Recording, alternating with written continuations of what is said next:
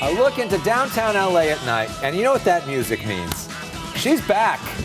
Welcome to our panel, including Gloria.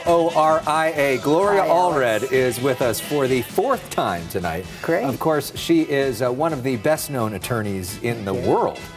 She's a champion of progressive causes, especially when it comes to women's rights. She's represented so many high-profile victims. She's the subject of the Netflix documentary Seeing Allred, which you should all see. Joining us for the third time, John Kobylt's here. He's one of the most successful radio hosts in the history of Southern California. The conservative commentator, co-host of the highly rated John and Ken show, which you can listen to on KFI AM 640 weekdays from 2 to 6 p.m. And usually we have three panelists, but you both are so strong that we decided we don't want to put somebody in the middle because that would just be unfortunate for them. Right, they could get hurt. So, well, I'm ready. Put your we're excited. I'm ready. Let's go. Let's do it. You have to hit me first. Okay. So let's talk for a moment, though. Begin with Gavin Newsom, who we just heard from there, inaugurated this week. What do you make of that? We play a lot of tape from his speeches on our show. He talks in circles and in riddles. I truly don't understand what he's talking about much of the time. And if you've ever seen that Stephen Colbert clip from a few years ago, Colbert, Newsom starts saying, well, big is small and small is big, and Colbert interrupts him and says, what the bleep are you talking about? Is there a BS detector in the back of this book? Because he was selling a book at the time. And I find the same thing when I hear him speak at length. I don't know what he's talking about. Gloria?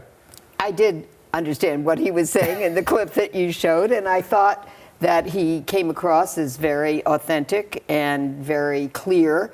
For example, when he was talking about the budget, he didn't try to play games or play hide the ball. He was indicating that he wants to have a balanced budget, but he was also very honest with the public and saying there look a lot of unfunded liabilities that they're going to have to take care of in years to come, pensions and others, and so just watch out, and they're going to need to have a reserve for the recession that is probably going to be upon us. Of course, the big national story, which impacts people in Southern California in such a big way, is this question over border security and whether we should or should not build a wall. John, why should we build a wall? There's no other way to keep illegal immigrants out. There isn't. Walls work. They have one in Israel on the southern border with Egypt. It's reduced from thousands of people coming across from Africa to 0 in 2017.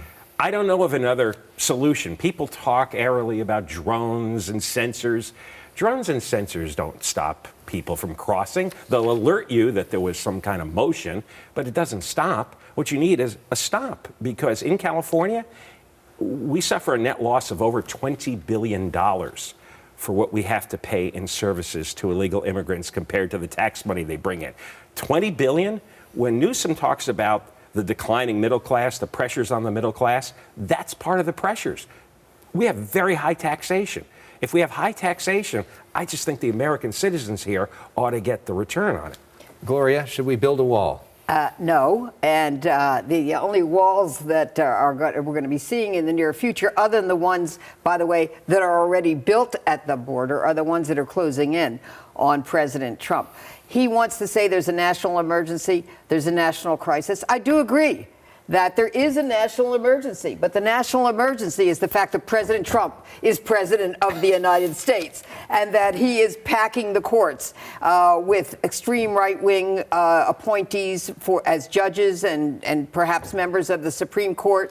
And also, he's ignoring the crisis of global warming and just ignoring the rule of law. That's the emergency. But John says that it's the only way to keep illegal immigrants out is to build a wall. Why is that not true? It's not true because we have a very low rate of immigration that is not technically legal immigration. We have 22 million. And even the Cato Institute has put out figures that, essentially that we don't need any billions funding for the wall. And what about Mexico will pay for the wall? What about that, John? This is such nonsense. They've already said they're not going to pay for it. I wish Mexico would pay for the wall. Well, you can wish, but that's a fairy tale. Well, if it doesn't happen, we should still pay for the wall because it's affecting us. Well, you know what? And you have 22 million illegal immigrants already here. What's the limit? How many more are acceptable? President Trump did not run on taxpayers, you, me, and everyone watching this show. The issue is, are going to have to pay for the wall. Now he's saying essentially taxpayers have to pay. I'm willing to pay for the wall. Well, you are. I am. Well, I think it should have been done 20, 30 years ago. So you're asking. I mean, you've got a situation. Look what we got in the Los Angeles school district. So we have a lot of immigrant kids. They're not learning because they don't know the language. I used to be a teacher in the Los Angeles Unified School District.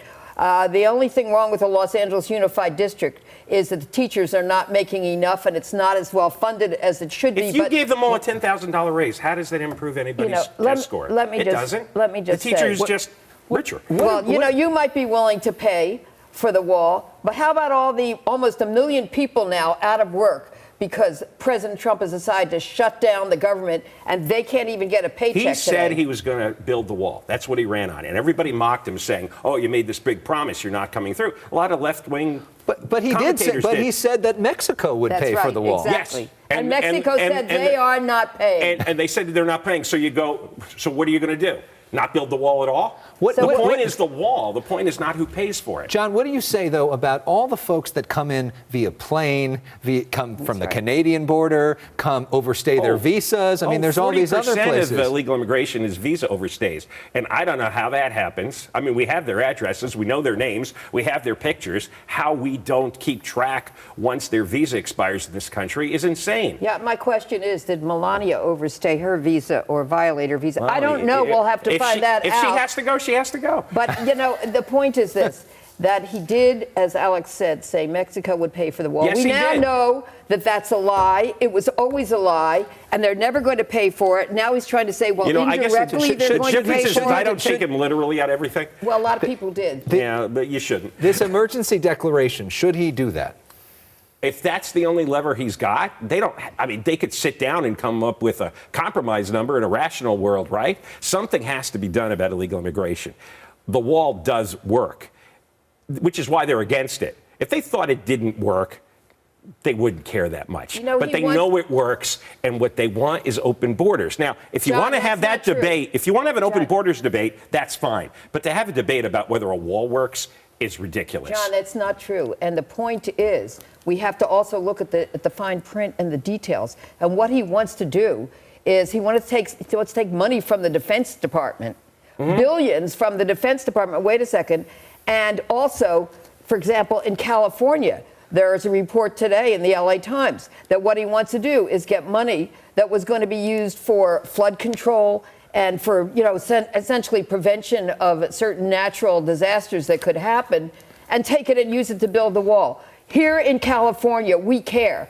He has no clue, really, I think, about what really we need in California and to protect us. Maybe he doesn't like our state because we voted blue, we voted against Trump, and maybe he's going to penalize us by taking money that would help to protect us. Well, there's nothing but relentless mocking that comes from California. The politicians, the Hollywood celebrities, all the pundits. I mean, of course they're going to be first in line for a favor. Of course not. Well, what comes from California is the truth. What comes from California is we call him on his lies. We give the facts. That's what comes from California. And doesn't the state also pay more into the federal government than it takes out?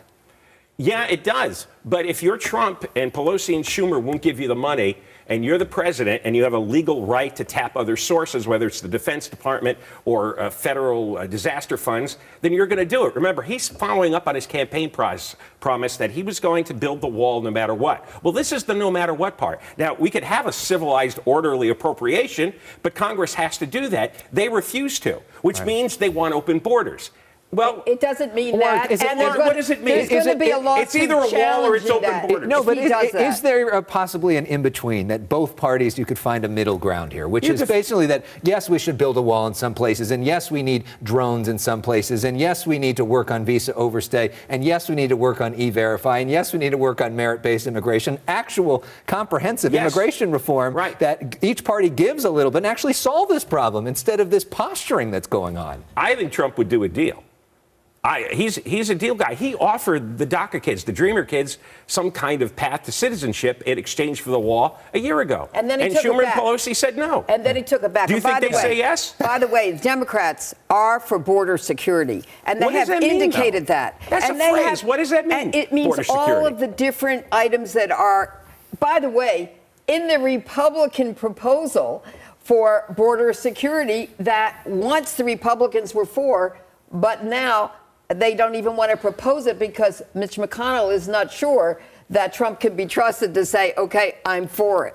So I'm going to move to another topic briefly. Why? This is so much fun. Which is the Me Too movement. R. Kelly in the headlines this week. Some accusers speaking out that you represent against R. Kelly. I do. Do we feel like what's happening with the Me Too movement right now is healthy, or is this a bunch of sort of overreaction and a witch hunt? Well, I think that it's very important that women be able to have their voice if they're willing to take the risks as well as the benefits of having their voice, and speak out if they believe that they have been the victim of injustice. And that's what many of them did in the Lifetime documentary about R. Kelly. They are going to continue to do it. And now we hear his attorney on television this morning suggesting that he's going to sue Lifetime. One of my clients has a lawsuit against Mr. Kelly. You're going to hear more about that soon. I don't think that women are going to be intimidated into silence. And if that's what his attorney is trying to do, I don't think it's going to work. John? Somebody like R. Kelly, like Weinstein, they're psychosexual predators. It's pretty clear what they are. That's not so much Me Too as, old-fashioned, sexual felons. Where it gets really weird is when you have some women, and there's been a couple of cases of this, they write a blog online, and they basically had a bad date, or they had a relationship go bad, and they start publishing intimate stories of a terrible argument one night. Aziz Ansari. Yeah, right, Aziz Ansari. And who is that, Chris Hardwick? Yep. Yeah, and I thought those were unfair because she gets the first say, which kind of sticks in people's mind, and you don't know who's right or wrong. And a lot of this isn't our business. If you're in a bad relationship or you're on a bad date, get out of it. But to go and smear somebody publicly in the name of Me Too, I think is excessive. You don't know that every woman, and I'm sure it's not true, that every woman who makes allegations against a man on the internet is doing so because they had a bad date. That is an unfair generalization. I'm saying about them. those that are bad dates. Many of them. And that's the thing is, you and I don't know what is a bad date, and it should be handled privately. I know what a bad date is because when I was younger, I had a lot of them. So obviously, I do know many of those women were victims of injustice, of sexual assault, of rape, maybe of child sexual abuse, and they're speaking out because it's too late for them to have a lawsuit because the statute of limitations. It may be too late for there to be a criminal case. If you don't have proof or corroboration, then I don't think you should use a tool to smear somebody publicly and destroy their career. Many of them do have proof well, and if they have it, that's different. Well, by the way, some people don't have it. A woman's word is also evidence in a court of law, even if she doesn't have corroboration. Well, so is a man's word. Okay, yes, but I'm saying you want to take it to a court of law, that's the appropriate place for it. Well, it's not on the internet. What's the guy supposed to do? Well, who said in the court of public opinion that a woman couldn't have a voice? Why does she have to suffer in silence? Why does a man have to have his reputation destroyed? Silent. Well, why should a man be destroyed? Well, he can speak out on the internet and say it's not true. He can file a lawsuit against her and say, I've been defamed. He has options. He's not the victim. I think we're going to have to leave it there. But let's talk about a woman that you both like, which is John's wife, Deborah, who's been a panelist here several times. And we asked for some holiday shout-outs from our panelists recently, and this is what she said on the show. And to my husband, John, may next year you come around my way politically. So how's that working out? What a terrible ambush. It's not going well so far, a weekend.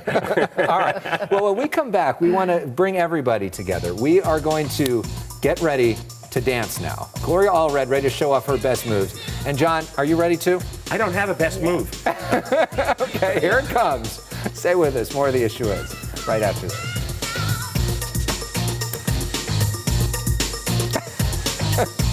Hit it, baby. Get your phone out. Well, it's become a tradition. Every time that Gloria Allred is here, we dance together. She says it's the only condition she has on coming back is that we have to dance. So it is that time of the show. And we've got to incorporate John. We just had this feisty debate, but we got to see your best moves in the spirit of unity, in the spirit of bipartisanship, in the spirit of people coming together. Do you want a slow dance? Hit it, baby. But I have to leave. You can lead. Here we go, Gloria. Let's see it. Okay. Show them your move. It's something like this, right? Are you gonna slow dance together? I think it's better, yeah. See, I don't have a fast dance move. Jill Ruckelhouse said she became a feminist because she got tired of always dancing backwards.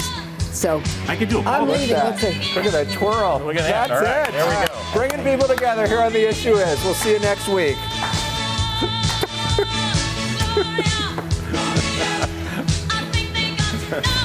You're much better than I am. Here, you like